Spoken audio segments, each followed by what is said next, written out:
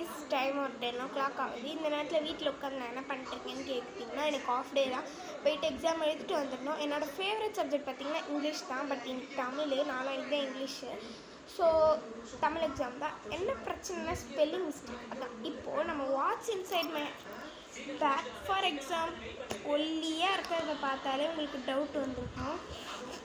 நீங்கள் கெஸ் பண்ணது கரெக்ட் தான். உள்ளே எதுவும் அவ்வளோ இருக்காது. பவுச் அலௌட் இல்லை. ஸோ நம்ம ரப்பர் பேண்ட் பார்த்து தான் நம்மளோட திங்ஸ் எல்லாம் யூஸ் பண்ணிக்கணும்.